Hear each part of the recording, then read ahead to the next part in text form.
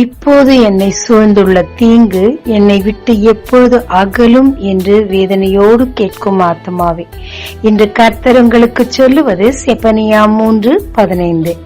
உன் சத்துருக்களை விலக்கினார். இஸ்ரவேலின் ராஜாவாகிய கர்த்தர் உன் நடுவில் இருக்கிறார். இனி தீங்கை காணாதிருப்பாய். தானியேல், ஷாத்ராக், மெஷாக், அபேத்நகோ இவர்களுக்கு வந்த பிரச்சனை தான் என்ன? சத்துருக்களின் பொறாமைதான். எங்கிருந்தோ வந்து இவ்வளவு கனத்தோடு மகிமையோடு ராஜா கூட மரியாதை கொடுக்கும் இடத்தில் இருக்கிறார்களே, இவர்கள் ஒன்றுமில்லாமல் போக வேண்டும் என்று எண்ணினார்கள். எனவோ என்னென்ன செய்ய முடியுமோ அத்தனையும் செய்தார்கள். ராஜாவுக்கே தூராலோசனை கொடுத்தார்கள். ஆனால் இவர்களோ தேவனை நம்பி திடனாயிருந்து எல்லா விதமான தீங்கையும் அனுபவிக்க காத்திருந்தனர், ஆயத்தமாயிருந்தனர். தேவனோ அவர்கள் நடுவில் இருக்கிறபடியால் தீங்கிலிருந்து அவர்களை விலக்கினார். சத்துருக்களையும் அவர்களை விட்டு ஒரேடியா விலக்கினார்.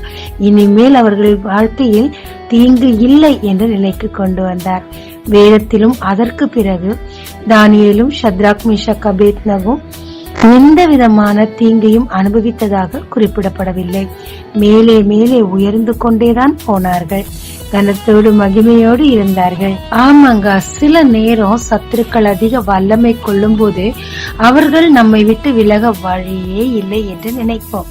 ஆனால் தேவனாகிய கர்த்தர் நம் நடுவில் இருக்கிறபடியினால், அவருக்கு பிரியமானதை செய்ய நாம் காத்திருக்கிறபடியினால், அவர் நாமத்து நிமித்தம் எந்த தீங்கு வந்தாலும் சகித்துக் கொள்ள ஆயத்தமாய் நாம் இருக்கும் போது அதை அவர் சகித்துக் கொள்ள மாட்டார்.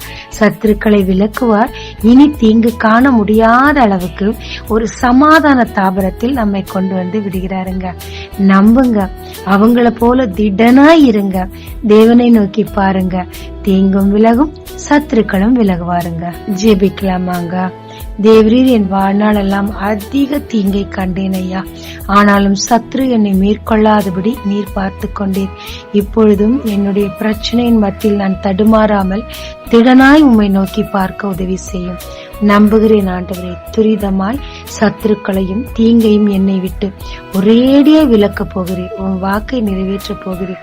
நன்றி சொல்லி துதிக்கிறேன். இயேசு மூலம் பிதாவே, ஆமென். இயேசு கிறிஸ்துவின் நாமத்தில் இந்த நாளில் உங்களை ஆசீர்வதிக்கும் ஜீசஸ் விஷன்.